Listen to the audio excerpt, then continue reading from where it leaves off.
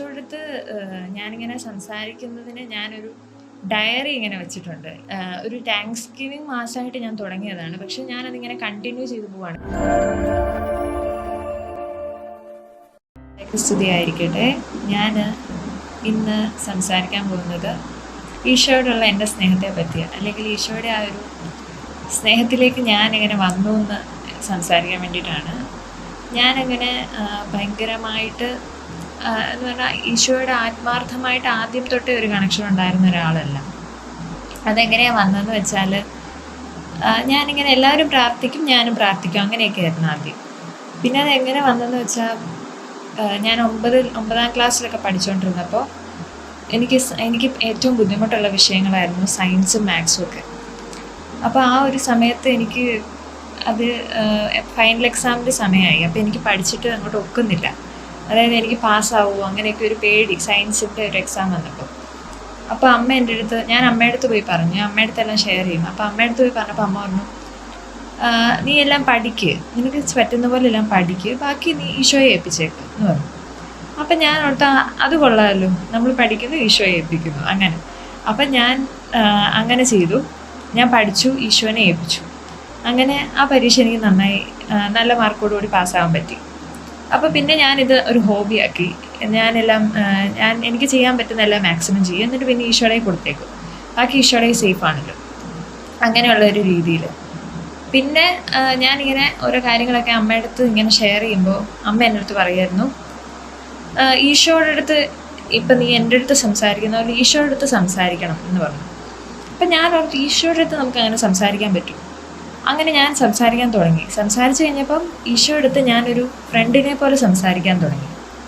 അപ്പോൾ എനിക്ക് ഈശോയുടെ അടുത്ത് ആ ഒരു എല്ലാവരും പ്രാർത്ഥിക്കുന്ന ഈശോയുടെ അടുത്ത് അങ്ങനെ ആ ഒരു ഉണ്ടായിരുന്ന ഒരു കണക്ഷൻ മാറി. ഈശോ എൻ്റെ ഒരു ഫ്രണ്ടായി മാറി. അപ്പോൾ ഈശോയുടെ അടുത്ത് ഞാനെല്ലാം ഷെയർ ചെയ്യാൻ തുടങ്ങി. അപ്പം ഞാൻ നേരത്തെ പറഞ്ഞ പോലെ തന്നെ എനിക്ക് ഭയങ്കര ബുദ്ധിമുട്ടുള്ള വിഷയങ്ങളായിരുന്നു മാത്സും സയൻസും ഒക്കെ.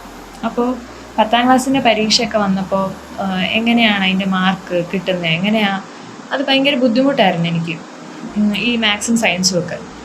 ഞാൻ ഈ മനസ്സിലാകാത്തത് ഓരോ പിള്ളേരോടൊക്കെ ചോദിച്ചൊക്കെ പഠിക്കുമായിരുന്നു. കാരണം എനിക്കത് എങ്ങനെയും പഠിക്കണം.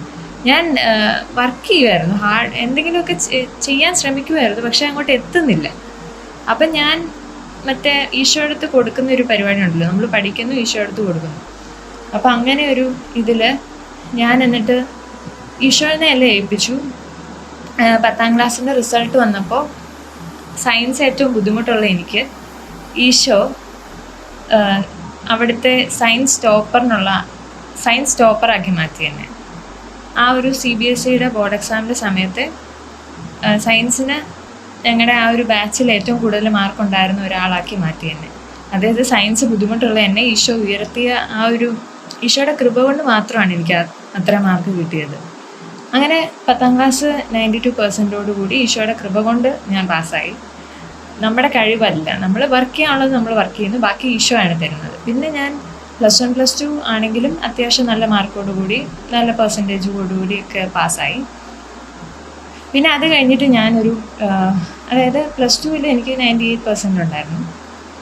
അത് കഴിഞ്ഞിട്ട് ഞാനൊരു ഡിപ്ലോമ കോഴ്സ് ചെയ്തു, ടീച്ചിങ്ങിൻ്റെ, എലമെൻ്ററി എഡ്യൂക്കേഷൻ്റെ. അപ്പോൾ അതിലും എനിക്ക് ആദ്യത്തെ ആ ഒരു ഞാൻ ഇംഗ്ലീഷ് മീഡിയത്തിൽ പഠിച്ചിട്ട് പെട്ടെന്ന് ആ ഒരു എലമെൻ്ററി ആ ഒരു കോഴ്സ് എനിക്ക് മലയാളത്തിലായിരുന്നു ഫുള്ള് പഠിക്കാനുള്ളത്. മീഡിയം ഓഫ് സ്റ്റഡി മലയാളമായിരുന്നു. അപ്പം നമ്മൾ ഇത്രയും നാൾ ഇംഗ്ലീഷ് മീഡിയത്തിൽ പഠിച്ചിട്ട് പെട്ടെന്ന് മലയാളം മീഡിയത്തിലോട്ട് വരുമ്പോൾ ഒരു ബുദ്ധിമുട്ടുണ്ടാവും. അപ്പോൾ അതേ ബുദ്ധിമുട്ട് എനിക്കും തോന്നി. പക്ഷേ നല്ല മാർക്കോട് കൂടി, അതായത് സ്കോളർഷിപ്പോട് കൂടി തന്നെ ഈശോ എന്നെ പാസ്സാക്കി. ഇതെല്ലാം ഈശോയുടെ ഒരു കൃപയിൽ. ഈശോയുടെ അടുത്ത് ഞാൻ ഇത്ര ചെയ്യാറുള്ളൂ, ഞാൻ പഠിക്കും, ഞാൻ ചെയ്യാനുള്ളത് എനിക്ക് ചെയ്യാൻ പറ്റുന്ന പോലെ ഞാൻ ചെയ്യും, എന്നിട്ട് ഞാൻ ഈശോനെ ഏൽപ്പിക്കും. അങ്ങനെയാണ് ഞാൻ ചെയ്തുകൊണ്ടിരുന്നത്. അപ്പം അങ്ങനെയാണ് ഇപ്പോഴും ഞാൻ ചെയ്തുകൊണ്ടിരിക്കുന്നത്. ഈശോയുടെ അടുത്ത് ഞാൻ എൻ്റെ കാര്യങ്ങളെല്ലാം ഇങ്ങനെ ഷെയർ ചെയ്തുകൊണ്ടിരിക്കും. എല്ലാം ഈശോ ഒരു ഫ്രണ്ടിനെ പോലെ. ഈശോ എനിക്കൊരു ഫ്രണ്ടായിരുന്നു. പിന്നെ ആ ഒരു ഫ്രണ്ടിൽ നിന്ന് ഈശോ ഇപ്പം എനിക്ക് എൻ്റെ അപ്പനാണ്. എൻ്റെ അപ്പനിലേക്ക് ഒരു ട്രാൻസ്ഫോർമേഷനാണ്. എനിക്ക് എന്തും ഈശോയുടെ അടുത്ത് പറയാം. അതായത് ഞാനിപ്പം ഒരു വ്യക്തിയുടെ അടുത്ത് എൻ്റെ ഒരു കാര്യം തുറന്നു പറയുമ്പോൾ എനിക്ക് കിട്ടുന്ന ആ ഒരു, ഞാൻ ചിലപ്പോൾ പറയുമ്പോൾ എനിക്കൊരു ആശ്വാസം ചിലപ്പോൾ ലഭിച്ചെന്ന് വരില്ല. പക്ഷേ ഈശോ അടുത്ത് ഞാൻ പറയുമ്പോൾ എന്ത് കാര്യം എനിക്ക് തുറന്നു പറയും ഈശോ അടുത്ത്. അപ്പോൾ ഞാൻ ഈശോയുടെ അങ്ങനെ പറയുമ്പോൾ എനിക്കൊരു ഹീലിംഗ് ആണ് കിട്ടുന്നത് എൻ്റെ മനസ്സിൽ. കാരണം നമ്മൾ പറയുന്നത് ആരുടെ അടുത്താണ്? ഈശോയുടെ അടുത്താണ്.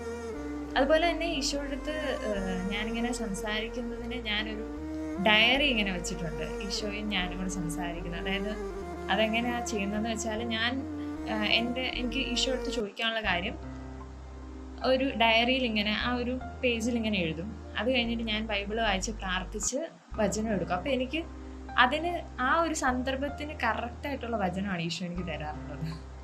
അതെനിക്ക് ഭയങ്കര നല്ലൊരു അനുഭവമാണ്. ഈശോ എൻ്റെ അടുത്ത് ഡയറക്റ്റ് ഇങ്ങനെ സംസാരിക്കുന്നതായിട്ട് എനിക്ക് തോന്നാറുണ്ട്. പിന്നെ വിശുദ്ധ കുർബാനയിൽ പങ്കെടുക്കുന്ന ഒരു കാര്യമാണ്. അത് ഞാൻ പണ്ട് തൊട്ട് ചെയ്തിരുന്നൊരു കാര്യമല്ല, ഞാൻ പുതിയതായിട്ട് തുടങ്ങിയതാണ് ഈ വർഷം. ഒരു താങ്ക്സ് ഗിവിങ് മാസമായിട്ട് ഞാൻ തുടങ്ങിയതാണ്. പക്ഷെ ഞാനതിങ്ങനെ കണ്ടിന്യൂ ചെയ്തു പോവാണ്. കാരണം എന്താണെന്ന് വെച്ചാൽ എനിക്ക് വിശുദ്ധ കുർബാന സ്വീകരിക്കുന്ന സമയത്ത് ഞാനിപ്പം എത്ര വിഷമത്തോടു കൂടി പോയതാണ് ആ കുർബാനയ്ക്ക്. എന്തെങ്കിലുമൊക്കെ നമുക്ക് ജീവിതത്തിൽ ഓരോ കാര്യങ്ങൾ പ്രശ്നങ്ങളൊക്കെ കാണുമല്ലോ. അപ്പം അത് എന്തെങ്കിലും വിഷമത്തോടു കൂടി ഞാൻ പോയതാണെങ്കിലും എനിക്ക് നല്ല ഒരു സന്തോഷത്തോടു കൂടിയായിരിക്കും ഞാൻ കുർബാന കഴിഞ്ഞ് തിരിച്ചു വരുന്നത്. അത് ഈശോയുടെ ഒരു വലിയ ആ ഒരു വിശുദ്ധ കുർബാന സ്വീകരിക്കുമ്പോൾ കിട്ടുന്ന ഒരു വലിയ അനുഗ്രഹമാണ്. അത് ഞാൻ എന്നും ഇപ്പം അനുഭവിച്ചുകൊണ്ടിരിക്കുകയാണ്. ആ ഒരു സ്നേഹത്തിൽ നമ്മൾ വന്നു കഴിയുമ്പോൾ അതിന് നമുക്ക് വിട്ടുപോകാൻ പറ്റത്തില്ല. അതാണ് ആ ഒരു സ്നേഹത്തിൻ്റെ പ്രത്യേകത എന്ന് പറയുന്നത്. പിന്നെ ഞാനിപ്പോൾ ഡിഗ്രി ചെയ്തുകൊണ്ടിരിക്കുകയാണ്. അപ്പോൾ അതിൻ്റെ ഓരോ സെമിസ്റ്ററിലും എനിക്ക് കുറച്ച് പ്രതിസന്ധികളൊക്കെ ഉണ്ടായിരുന്നു. പക്ഷേ അതെല്ലാം ആ ഒരു പ്രതിസന്ധികളെല്ലാം ഞാൻ തരണം ചെയ്തത് ഈശോയുടെ സ്നേഹത്തിൽ നിന്നുകൊണ്ടായതുകൊണ്ട് തന്നെ ഈശോ എൻ്റെ പഠനത്തിൽ ഇപ്പോഴും ഞാൻ പുറകോട്ട് പോകാനുണ്ടായിരുന്ന സാഹചര്യങ്ങൾ ഉണ്ടായിട്ട് പോലും ചില ദിവസമൊക്കെ എനിക്ക് പഠിക്കാൻ പറ്റാത്ത ഓരോ പ്രതിസന്ധികളും കാരണങ്ങളും ഒക്കെ ഉണ്ടാവും. എന്നാലും എനിക്ക് പറ്റുന്ന എൻ്റെ മാക്സിമം ഞാൻ ചെയ്തിട്ട് പോകും. അപ്പം ബാക്കി എന്നാ ചെയ്യും? നമ്മൾ ഈശോയുടെ കൊടുക്കുകയല്ലേ. അപ്പോൾ ഈശോ ബാക്കി ചെയ്തോളും. നമ്മൾ ചെയ്യാനുള്ള ചെയ്യുക, ബാക്കി ഈശോയ്ക്ക് വിട്ടു കൊടുക്കുക, ബാക്കി ഈശോ നോക്കിക്കോളും. അത് എൻ്റെ ഇതുവരെയുള്ള റിസൾട്ടുകളിലൊക്കെ അതെനിക്ക് കാണാൻ സാധിച്ചിട്ടുണ്ട്. പിന്നെ എനിക്ക് കൺക്ലൂഡ് ചെയ്യാനുള്ളത് ഒരു വചനം പറഞ്ഞുകൊണ്ടാണ്. ദൈവത്തിൻ്റെ ശക്തമായ കരത്തിന് കീഴിൽ നിങ്ങൾ താഴ്മയോടെ നിൽക്കുവിൻ, അവിടുന്ന് തക്ക സമയത്ത് നിങ്ങളെ ഉയർത്തിക്കൊള്ളും.